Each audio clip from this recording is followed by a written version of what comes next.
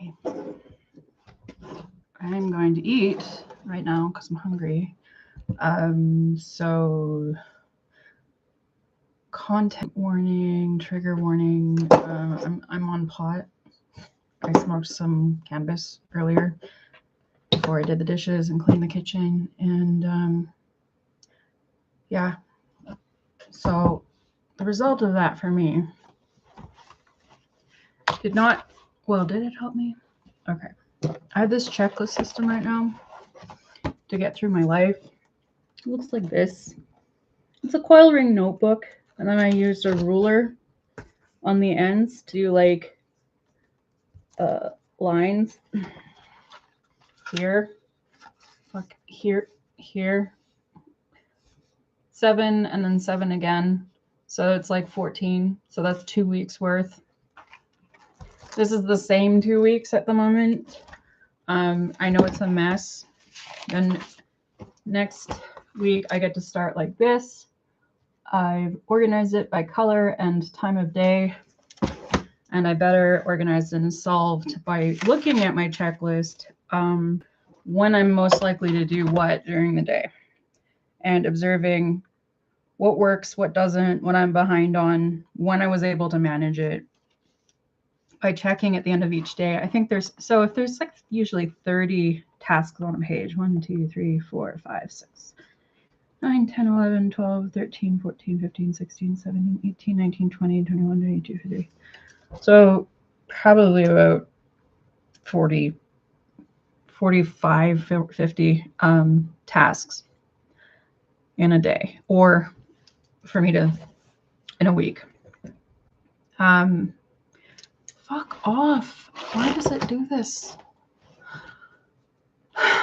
You know when like the Messenger, Windows thinks that you want to look at the weather and the news and the TSX index, like, and then you try to get rid of it, but it won't fucking go away.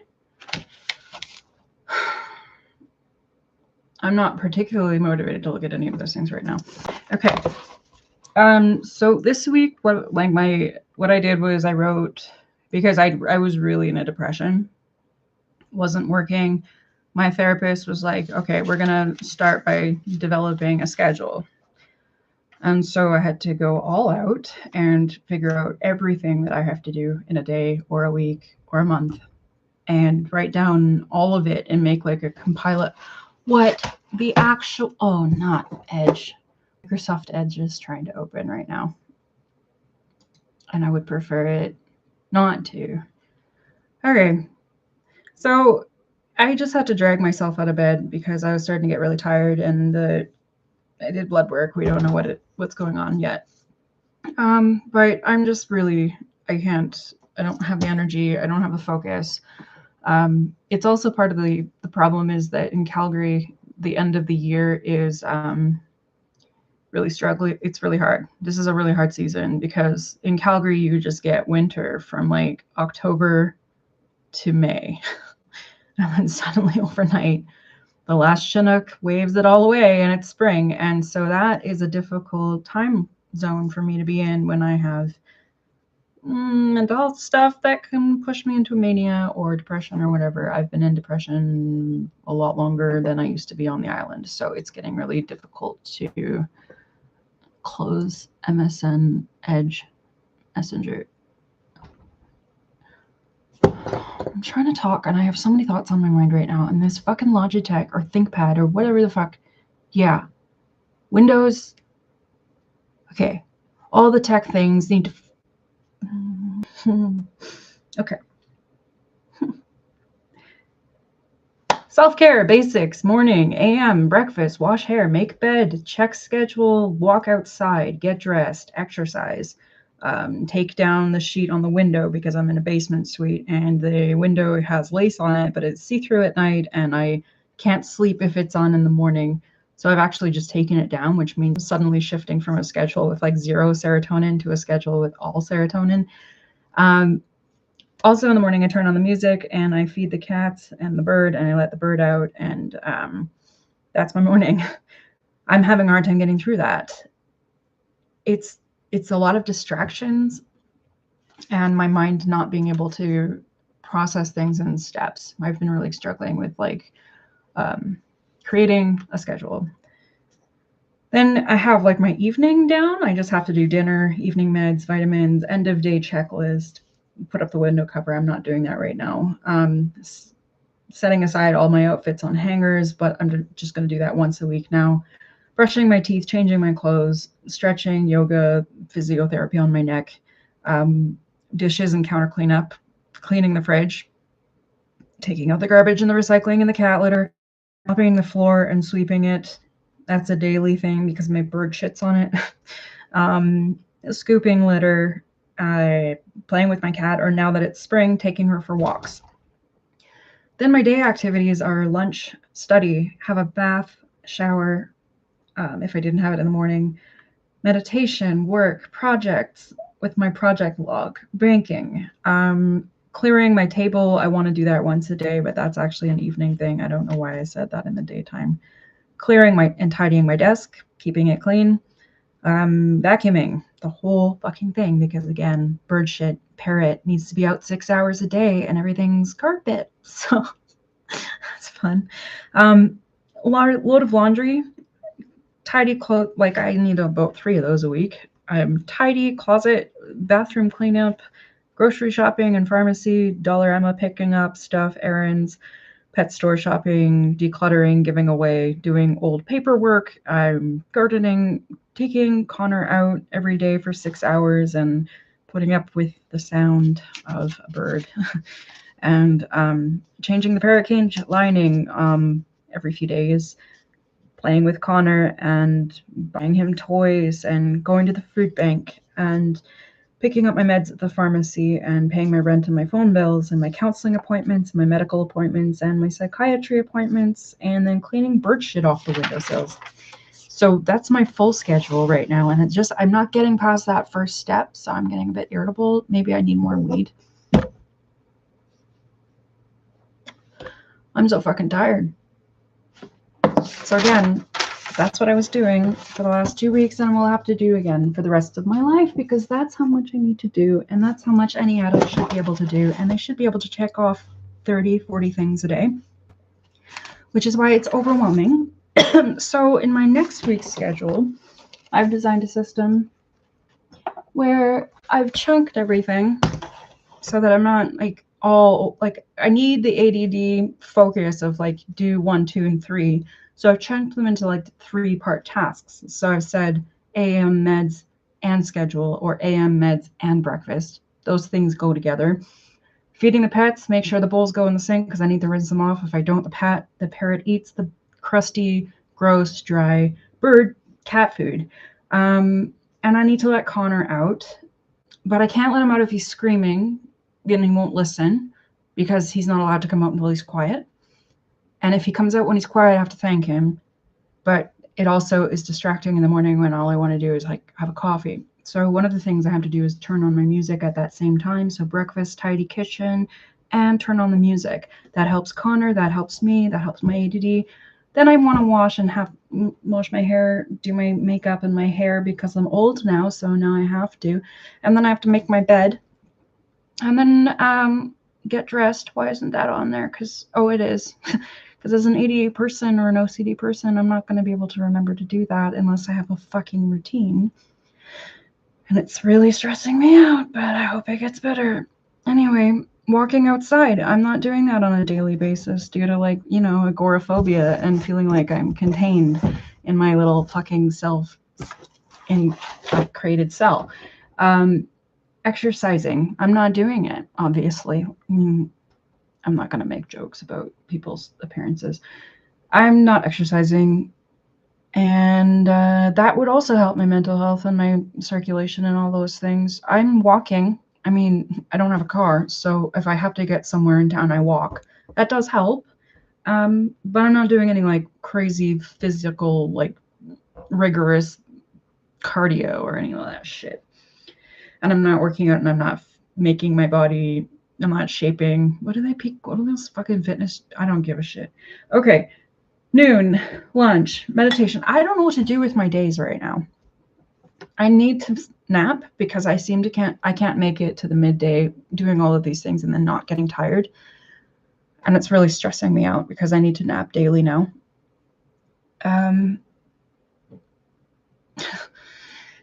And I'm trying to meditate also. Like I'll meditate first. If meditation doesn't work, then I'll sleep. But I'm not allowed to go back to bed. Like I have to create rules for myself so that I can maintain the structure I need to survive. And that bed, I'm not making it every morning. And then the cat sleeps in it and she doesn't want me to make the bed. But I'm like, okay, nothing's perfect. Just let the bed be open. But then I don't want to crawl into it. So because I have to work in the same room as like my office and my bed, and I don't want to just like give up and curl up in fetal position and cry about how hard life is and then go on Facebook and scroll, which is another important thing that I'm now tracking. I've got my nicotine, my cannabis use, my Facebook scrolling addiction, and my AI use, because I guess apparently I have 4 addictions I wasn't really paying attention to. This also may be an addiction. I'll get back to that later. Dinner, evening meds, vitamins, dishes, counter cleanup, clean the fridge out, sweep and mop and do cat litter, end of day checklist, take out the garbage, litter, recycling, walk Luna and or play with Luna. Pixie's fine. She's so sweet. She doesn't even like playing. She just likes cuddling and hiding in the she's so cute. Okay. Brush teeth, change clothes. You'd be surprised how fucking hard that is when you're depressed and neurodivergent and going through a hell of a lot of fucking personal stress. It's hard. Stretch, yoga, tidy desk. Yeah, I want to have a clean desk when I wake up in the morning. I can't function unless there's like high standards of cleanliness because there's so much clutter and because there's an animal that gets into all my shit, like drops my pens everywhere. I don't know what's going on or why I need to be like a clean freak right now, but like I just can't handle it anymore because being around clutter and being around mess was really messing with my head. And I just couldn't push myself to do anything. So I realized that there has to be like, I have to really raise the baseline. So that's where I'm at right now, pushing myself. I don't know how this is going to work next winter. I guess I'll have to make sure I take my Wellbutrin longer than I did this year. I ended it too soon because fuck you, Calgary. Everyone thought that winter was over, but no, it's fall, spring, Chinook, fall, spring, and then fucking winter. Yesterday, snowing everywhere like a blizzard. And then after that, it was like, it melted just today. So 4 days from now is the first. I hope we don't have another blizzard in between now and then because I would like to put the fucking plants outside. Oh, also gardening. I didn't even put that on my list. What am I going to do? Okay, right. Back to, I don't know what to do with my days right now. I've got meditation, nap, noon, lunch. I really need to rest and give myself rest in addition to all of the stuff that I'm pushing myself too hard to do. Then gardening, work, income somehow in the middle of all this. And then guitar and art are things I'm trying to get myself to do. Guitar helps me to like chill for like 15 minutes a day, which is as much time as I have for chilling.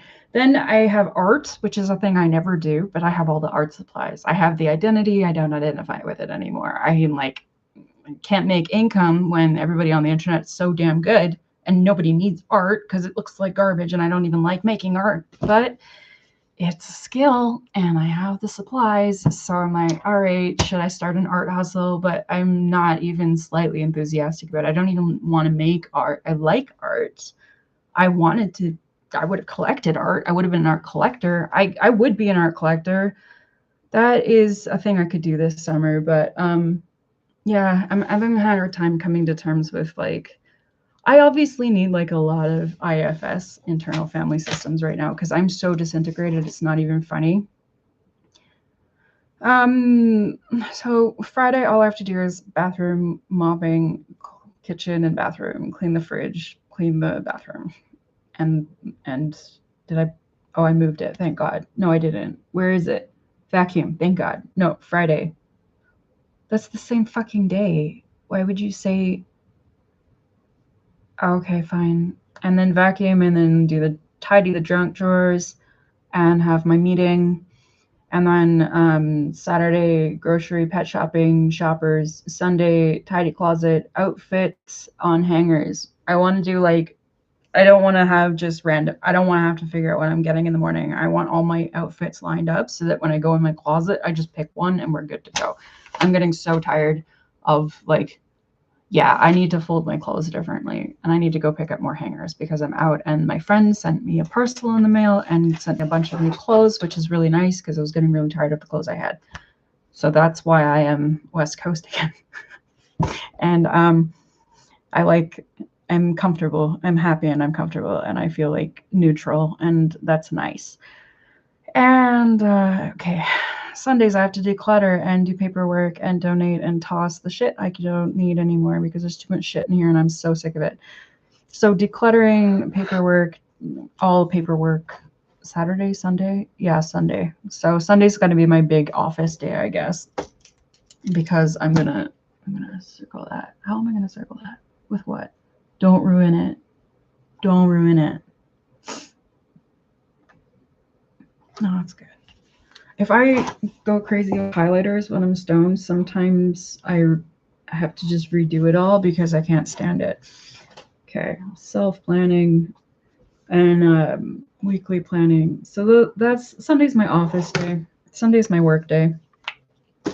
Sunday, work day.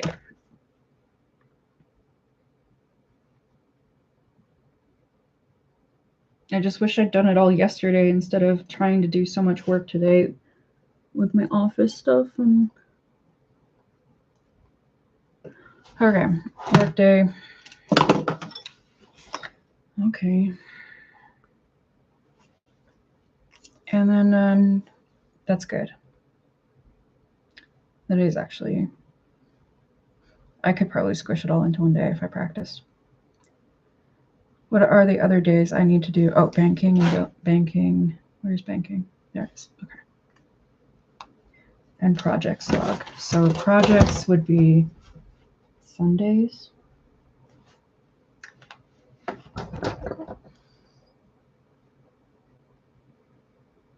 Okay, that works. Let me just check this. Okay.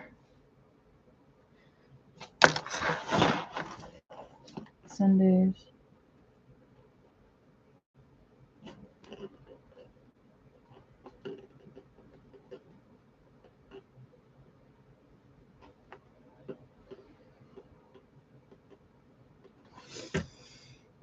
All right, so I'll start working one day of the week. And then, well, now I'll do my office self-employment stuff on Sunday. Okay, yeah.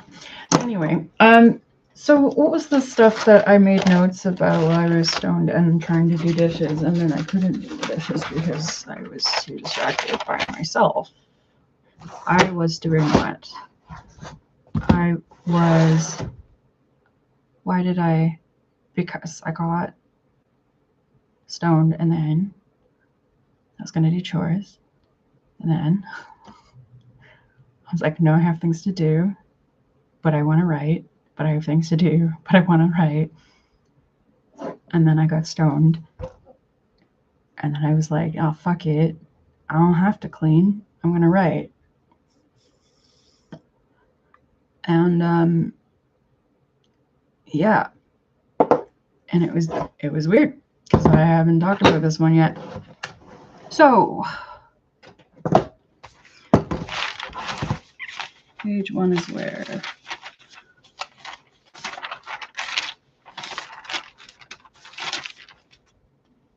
That's page 4. Okay.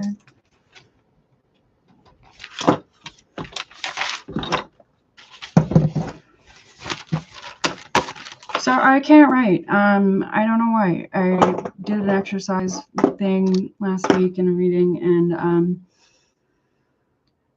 I realized that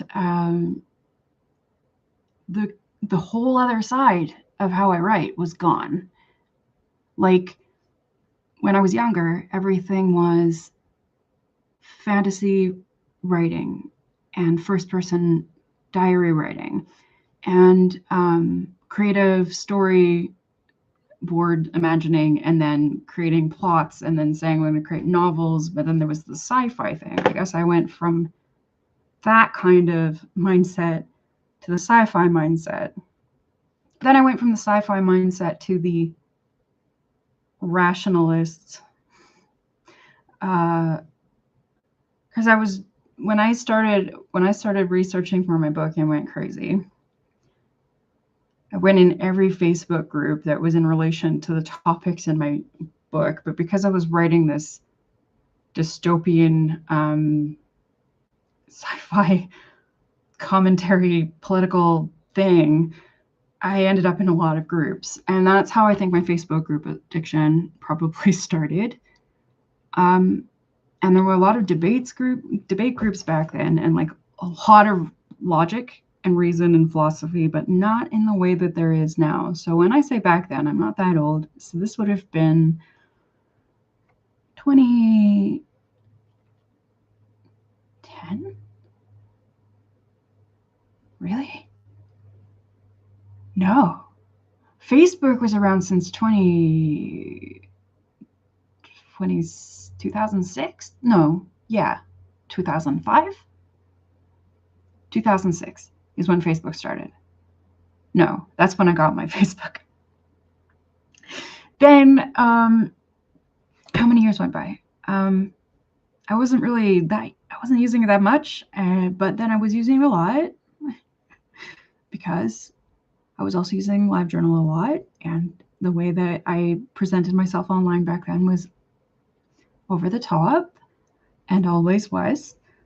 And then I went from that to, mental health breakdown in 2009. Yeah, okay. And then 2010 is when I started writing, and I was in a depression.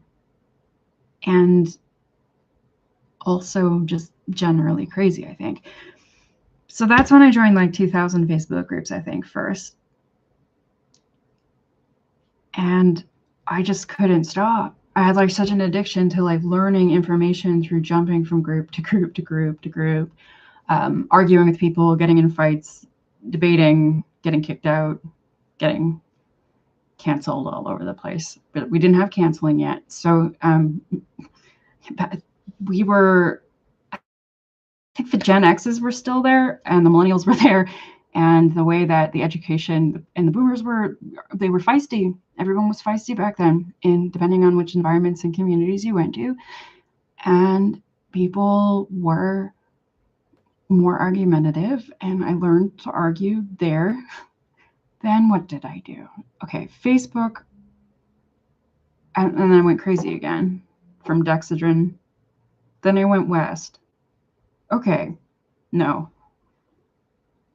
Then I tried when did I do NaNoWriMo? No.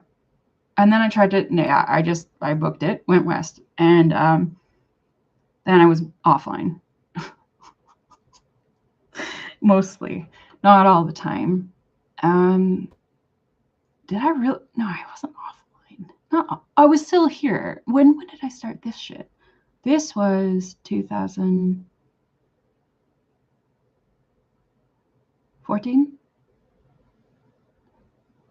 is when I started doing this channel.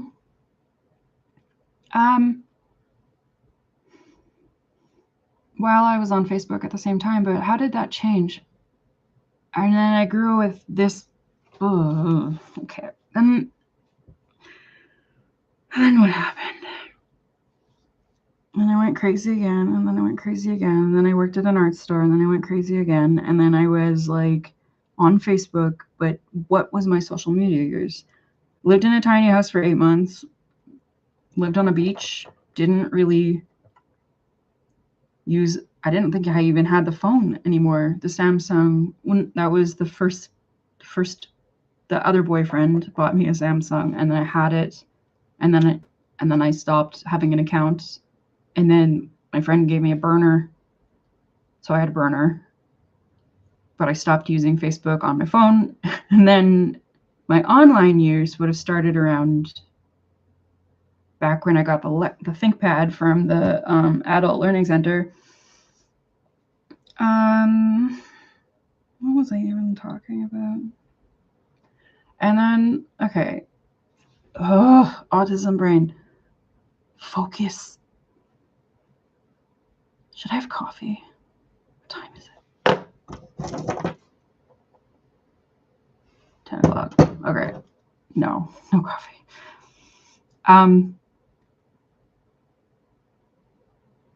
whoa, then I was in a basement after the shelter. And I went back online for 4 years. And that's mostly when I started videoing. Was that when I started my video channel? Okay. And then I did that for like, yeah, it must have been 4 years. But then, no, it was really only more like, it was the whole time. But then pandemic happened. No, then I went crazy. That was the worst one. Oh, and then I also was trying to be a psychic at that same time, which is probably why I had the worst one. And then after that, I went. Okay. No, I was after COVID. No, COVID. Oh shit, that was the year of like the learning of the panic learning. Everybody was panic learning. We had nothing else to do, so that was an intense year. So we had all the Facebook went like all conspiracy theory oriented, but the political also started to escalate. So when did the political start escalating? That fucker. When was that fucking piece of shit? When did that old, gross compost bag of a man go into power? Whatever. Who cares? He'll be out anyway. He'll be out any day. So whatever. He had like a decade of reign or something like that, right? But God, the internet has changed, and it's so hard to remember the trajectory and the history of it. And I feel like in some ways I'm seeing the ways it's changing now, but I'm not sure which part's like a chunk of history versus which is whether how much of what I see is just what I see in the bubble I see it in, because the algorithms and recommended data are choosing for me what my visibility field is on the internet and the reality I get to see. And yeah, so we're not just seeing ourselves like narcissists, we're also seeing just what's in our bubble. And a lot of big bubbles, but we're all overlapping each other's bubbles. But the internet is controlling whose bubble overlaps who. The algorithms are controlling that, and the algorithms are watching us do that. So I'm watching the internet right now, and I'm like, I have 2 accounts. I have this one, and then I have my other one. But they're both completely different. They're similar, but they're different. And so I think I have DID. I mean, obviously. And I think that I need to start sorting that out, like in terms of how I formed polarizing identities between my real birth self and my content creator self, and my online identity and my real world identity. And also just the fact that there's been too many places in my life and there's been too many compartments.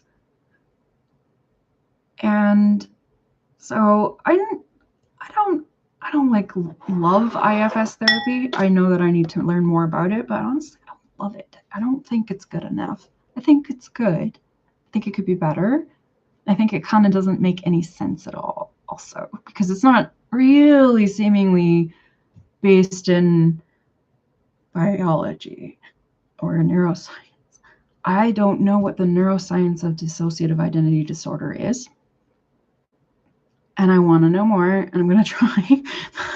But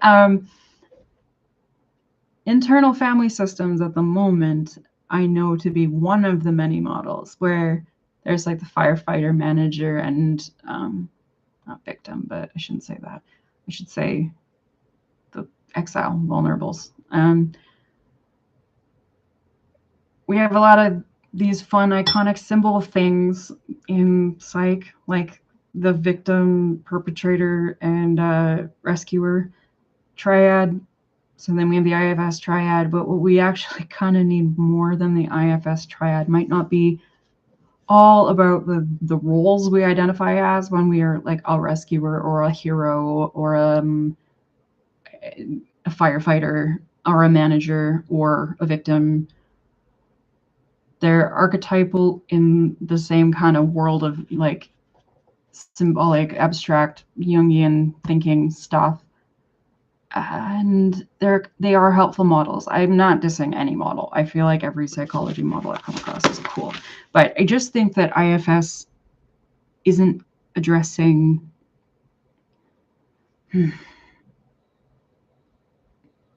okay. I just think that maybe with dissociative identity disorder, I have a lot of thoughts here, and it's like so much. It's all over the place. So one thing I want to look into is when you have dissociative identity disorder, what are we looking at in terms of what lights up on our brain scans? Like which parts of the brain are activated when we look at all of those, all of the neurodivergent, all of the studies. Then I want to look at the neurodivergency studies and like see the map. But then I want to look at the cannabis studies also and look at that. And then I want to think about how those three and also neurodivergence, but also all of the neurodivergences and all of them, the whole book, the whole diagnostic criteria of all the mental health is we need to like take each one and overlap them with cannabis use and also with dissociative identity disorder specifically, because dissociative identity disorder is telling us all of these corridors of the mind, like what opens, what closes, what associates with what, and when, and how, and under what conditions. How do things pair together? Like when your brain works, right? It's not just this thing that's stagnant and it like turns off and on, right? Each part talks to some other part. We can overuse those networks and have damaged cells, especially when people have substance use that like literally damages the foundational architecture of the cell.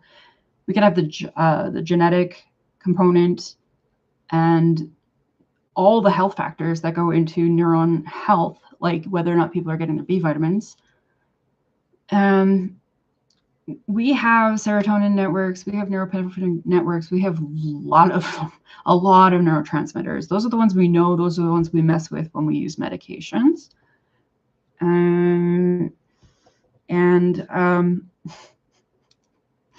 I'm just like, do I go that route? A trigger warning, but I can't talk about psychiatry because the whole world's really worried about talking openly about what we know even when we can Google it.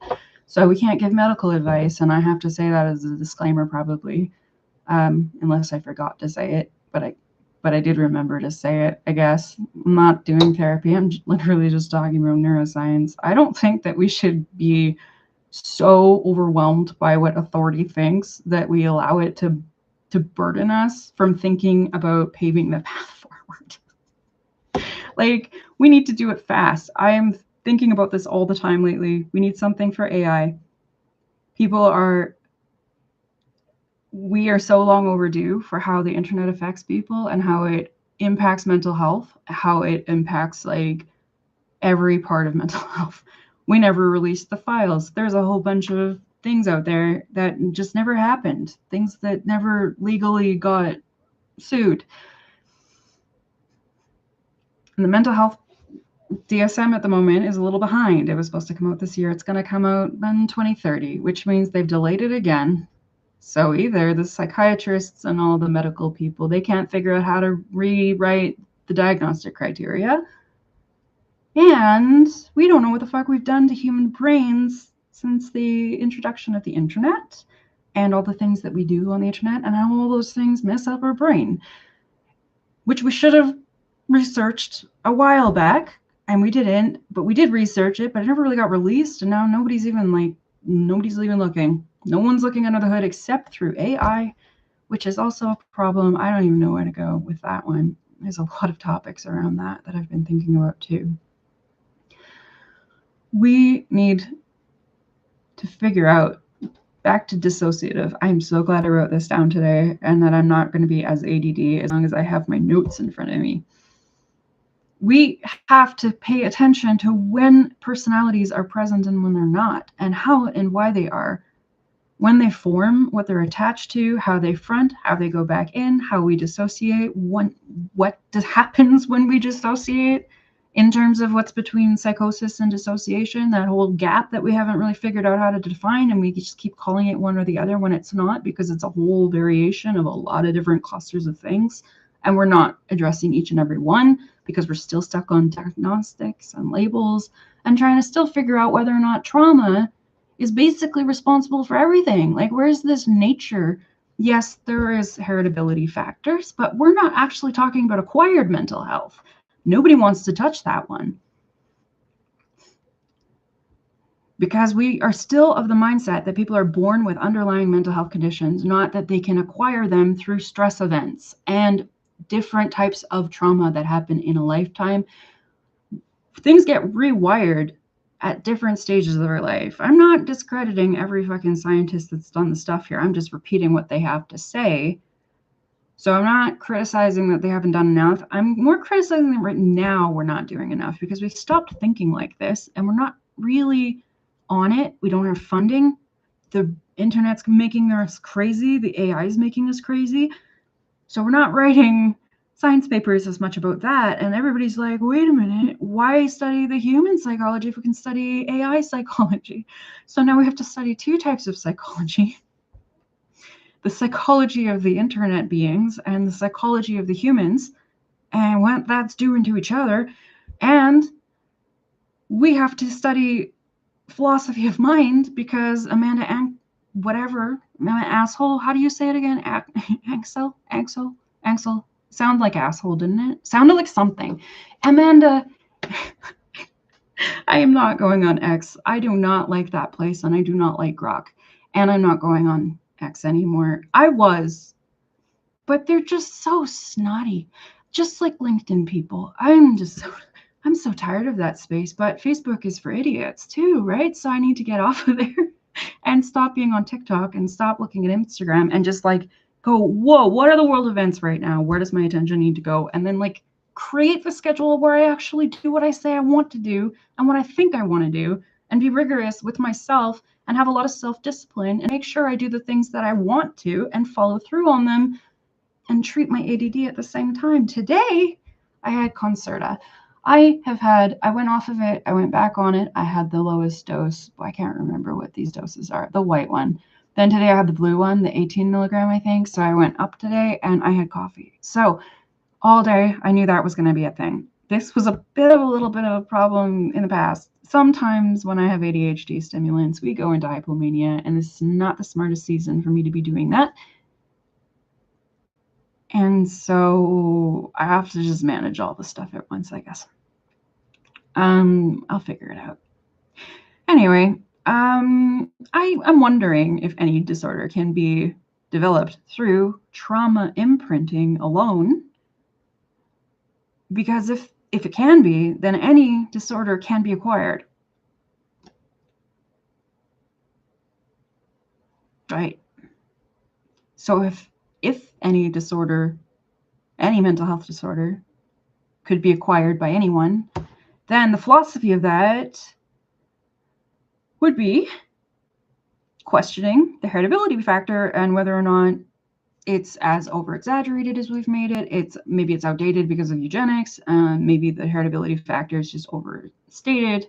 Maybe we're just over-focusing on it at a previous time of science, but now we're at a forward time of science, and we need to think about what trauma does to the brain and where and when and how and epigenetics and like in what order at what time of our life, which now we're going to be able to do because AI is tracking all the data of everybody talking to it throughout their entire adulthood. So they're going to gather that data, and we're probably going to know it very, very soon. Like, if we don't already.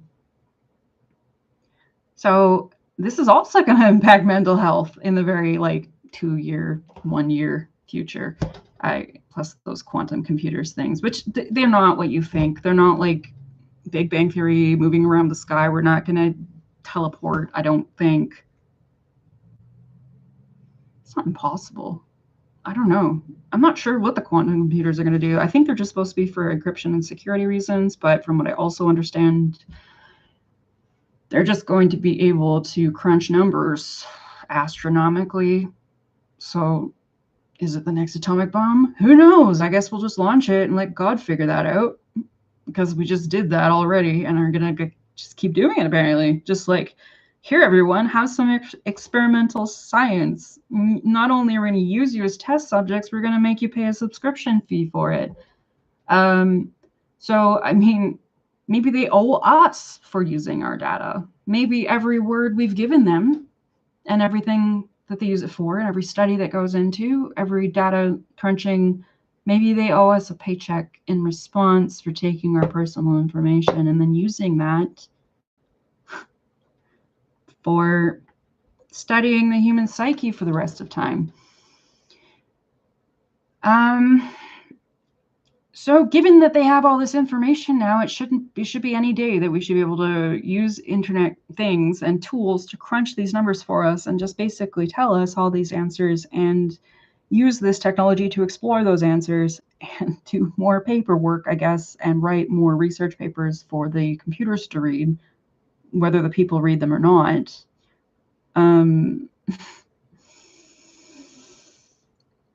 Okay. We need to figure out the nature and nurture role. If it doesn't even matter. If it's like, oh, no, you must have a heritable predisposition in order to be born with a disorder, but everyone is born with a disorder. I think that's behind us. I think that's very behind us, and I think we should be having that conversation. I think we've moved on to trauma rewires the brain. Anyone who is put through trauma can have a mental health reaction, and we all have underlying dispositions and things that change how we have these things. We still are going to keep using that criteria for a fucking long time because the pop psych community is obsessed with it and nobody wants to move on from that. But that doesn't mean that that's the only therapy and psychology model we have to be turning to in order to understand the science of psychology, because there's a lot more outside of that in the studies, in the research, in understanding how all the pieces fit together, in all the other kinds of media that are covering this and discussing it and contributing to this pool of data and information and knowledge beyond psychiatric mental health and nursing and the medical industry and the psychiatric industry and the diagnostic statistical manual of, what is it, mental health disorders? Yeah, we go to a therapist when we have talk therapy, and we talk to a talk therapist, and the talk therapist says like things like, don't use labels, or, you know, we don't actually mention those in therapy. We only mention them in psychiatry because, funny enough, there's a whole split between those two things. And if you have mental health crisis problems that go beyond delusion, which everybody on the internet does now, and neurodivergence in general, and all the problems, all the trauma, all the PTSD, all the psychosis, all the harm, damage, results of trauma stuff, then people kind of go nuts, and we don't have treatment for that yet. If it's pure psychosis, the person has no insight. If it's somewhat knowledgeable psychosis, or if it's psychosis that is manageable, like you hear voices, but it's not a big deal, and you carry on with your life. But to what extent does it interfere with your life impact, your distress, your ability to take care of yourself and function, your medication problems and interactions? Treatment of psychosis itself is a lot more complicated, and we actually don't have enough information on it, really. And the system doesn't really know what to do when people get to that point. We assume when we go to these psychotherapists and these therapists that they're so expansive in their knowledge of all therapy that half of them are terrified of us and they don't understand what to make of it. And they don't know where to put us. So they put us in psych wards. And psychiatrists can help us with one side of the problem, and therapists can sort of help us with one side of the problem.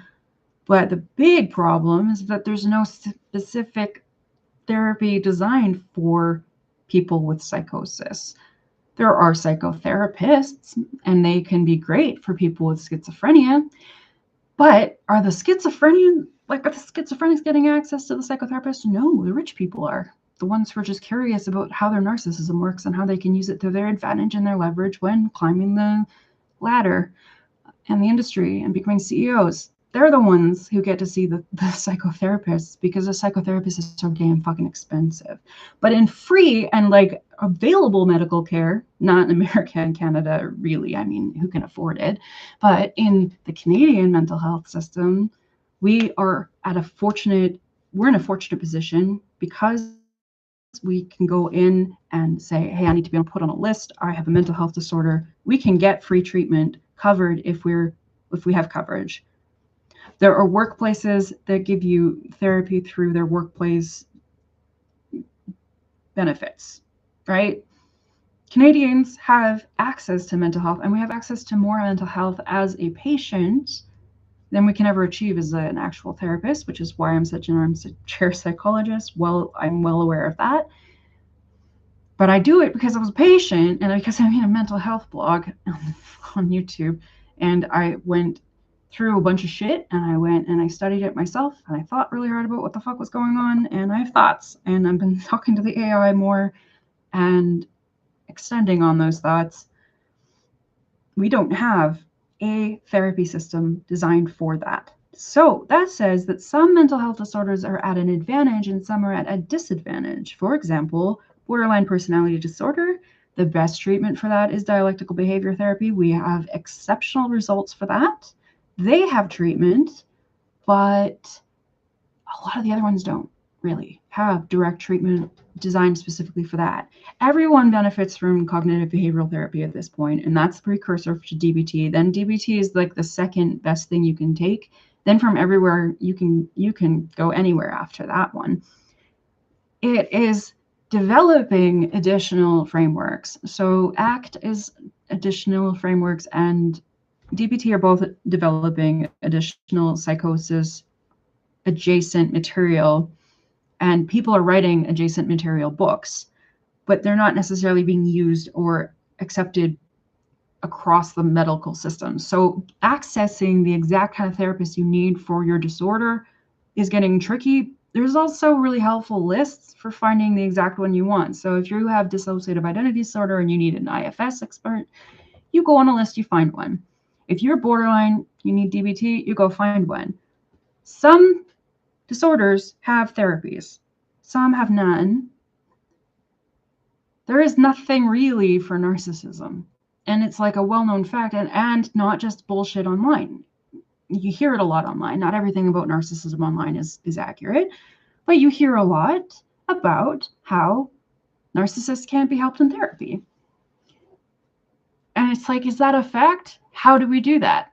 Right? Because obviously we have every mental health condition. We often these days use neurodivergence to mean autism, but we also often use it just to say it's on the spectrum somewhere and it's none of your business what my disorder is. And it's also such a mess that I have a bit of all of them. So you just say I'm neurodivergent. But we can talk about each symptom and each disorder and how it all overlaps when we have comorbidities. And with DID, we have IFS therapy, which focuses on like disintegrated parts. So I don't want to get into media like the movie Split and stuff, because everybody thinks that's what multiple personality disorder is, or having dissociative identities or having dissociative integrative parts. Like we can have trauma parts that close up and they don't open up again. Parts of our identity can just shut down and not be in operation because we can't handle it. Trauma can decide which part of the brain is online and which isn't. Cannabis can decide which part is online and which isn't. Medications can shift that. Mood states can shift that. A lot of things can shift that. So our brain has like networks that light up and they take turns, like Christmas lights. They're just like, oh, my turn, my turn, my turn. We like flip, like we'll be in this one and then we'll just be like, oh no, I'm in this one now. Oh no, I'm in this one now. That's what the nerves do in our brain. So we go into our prefrontal cortex whenever we're doing like tasks, executive functioning, that's the front. That's all the like, how do I do this thing? How do I focus on this thing? How do I do my job? People who work, they're here. People who daydream are in the middle in the default mode network. It's like back more. And it's like we go into our own obsessive self-introspective thoughts. We go into our own daydreams. We go into our first person mode where we're like thinking about ourselves and we're thinking in like, why am I like this? Or are worrying. We dream there.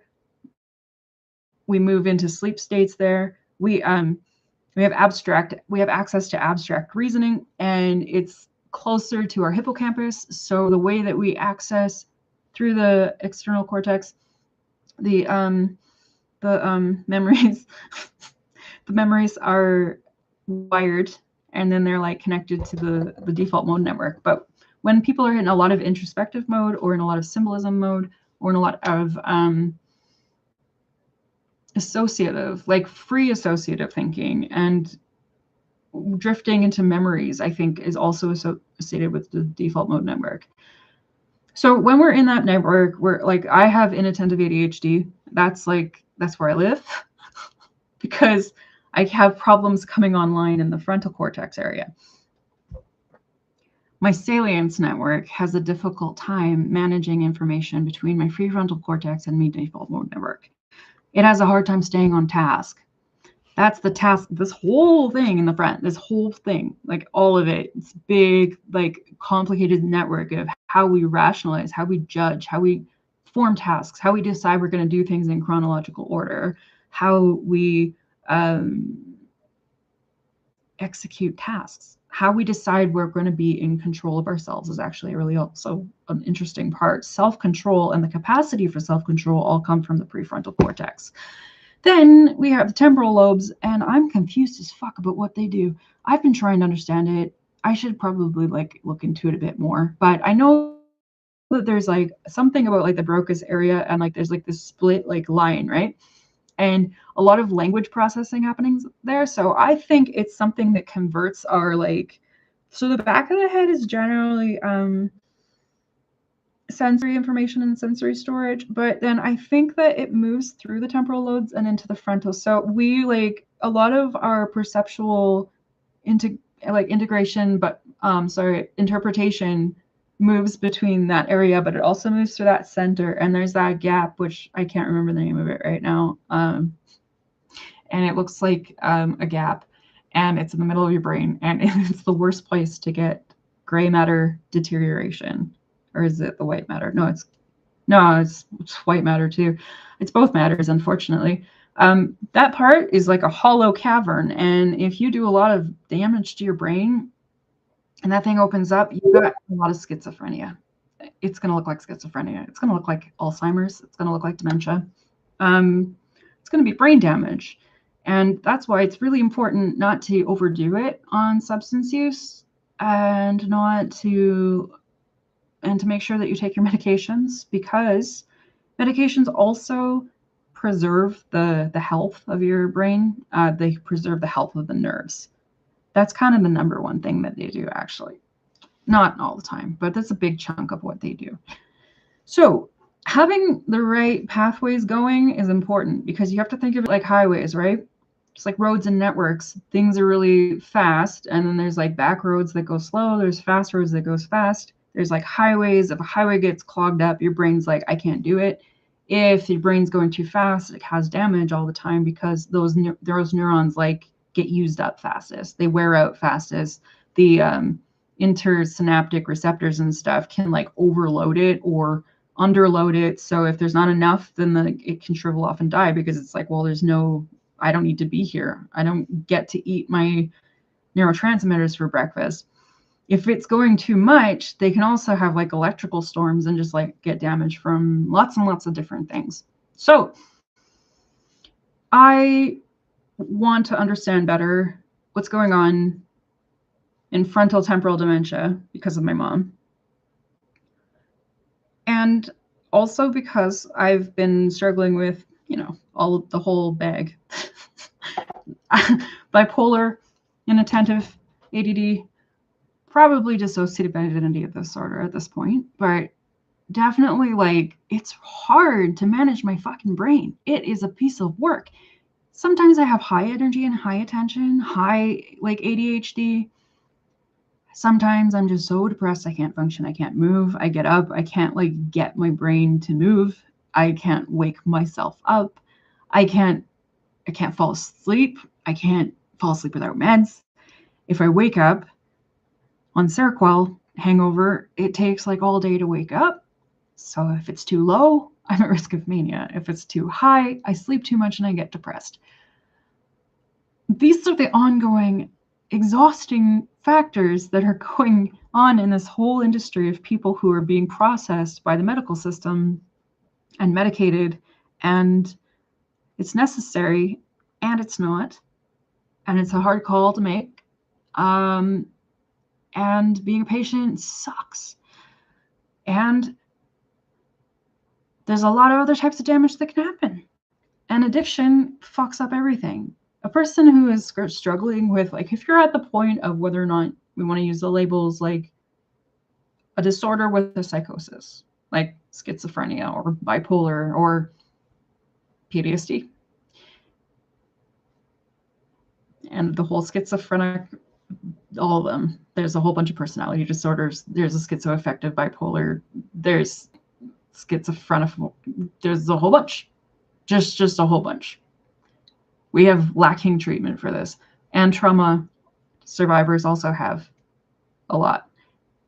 People with mania have a whole lot of brain damage from every time they've ever had a fucking episode. Anyone who's had a schizophrenic episode probably has a lot of long-term damage. The more that you have, the more episodes you have, the more damage you have. So, treatment. No. If you have a brain disorder that messes up your brain and then you use substances, you're in a lot of trouble. You have to do it very carefully and under a doctor's, and learn about your medications and learn what you're doing. You can't just use cocaine and expect your brain to be okay if you are schizophrenic or anything else that compromises that. You can do a lot of damage, PTSD, all of it. And now we have AI use to add to that. So, yeah. I'm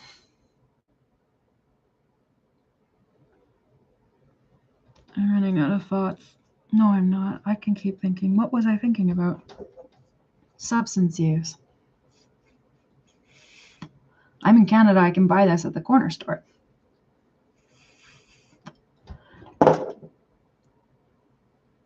I've been, 420 happened, so it's the season.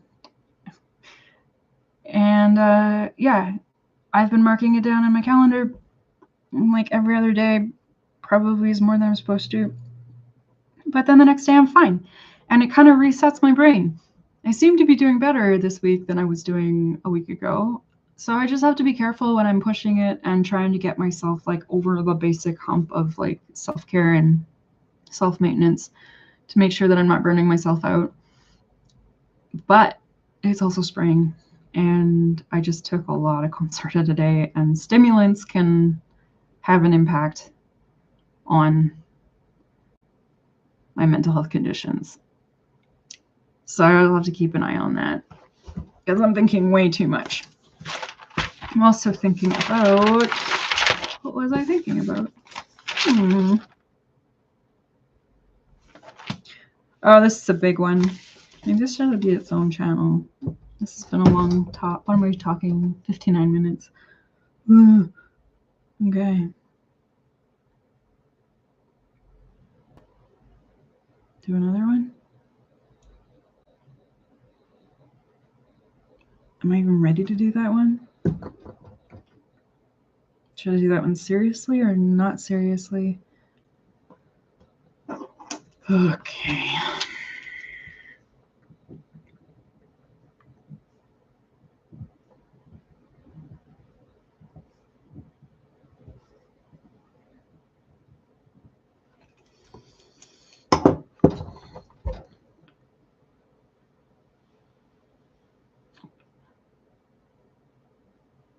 I'm going to give myself a break and eat my sausage.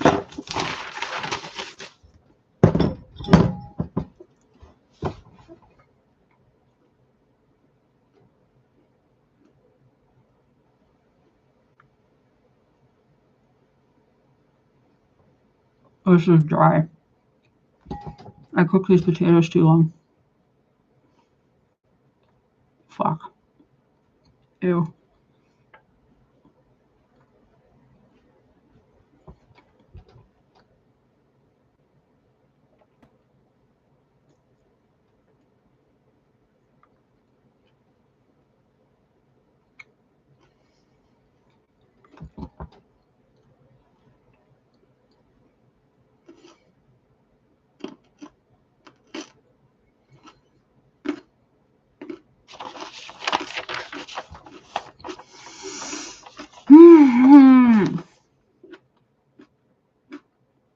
Overthinking.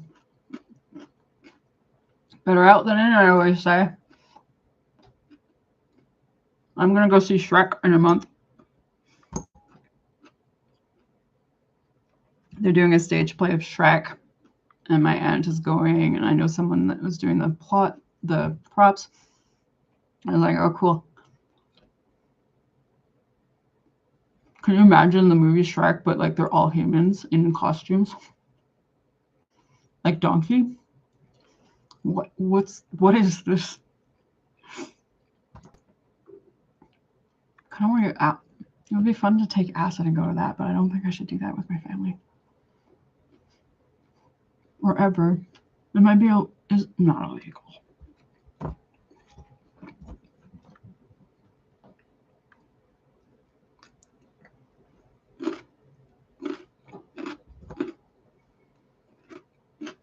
Okay, but Shrek on acid.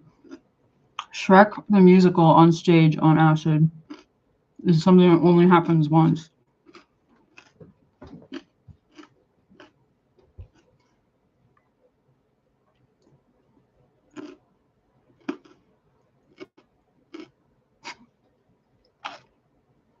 Grandma's gonna get some.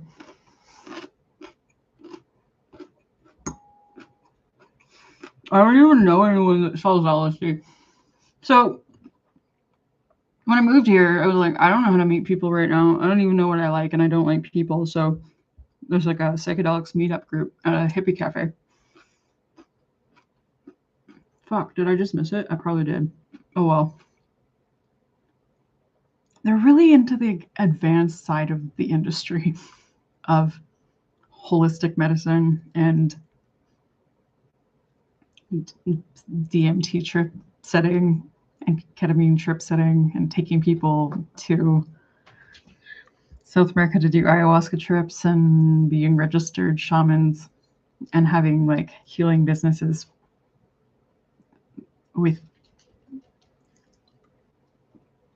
New Age informed. Anyway, they charge a lot of money for it. It's like a business out here. I didn't know that. I never saw that side of the valley.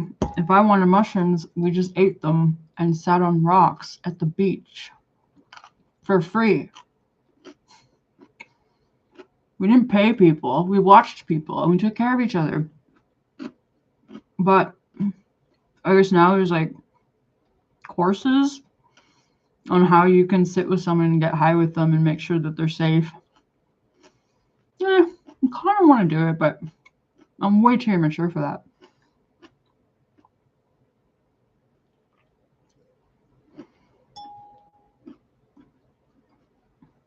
Like trip sitting and nursing, and it'd be like a shamanic practitioner. Or like a nurse practitioner who's also a shaman. God, there's so many ways you could be a grown-up now. I'd rather not. But I get it.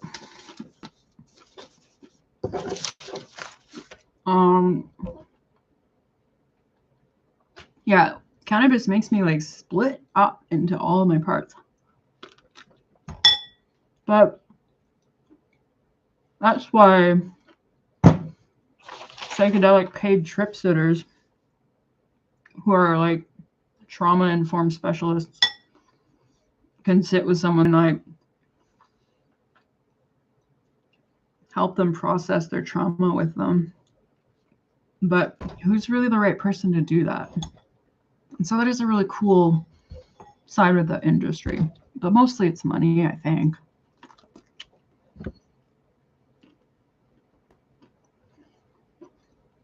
Because it looks cool on your Instagram and you say you're a shaman or something. I don't know.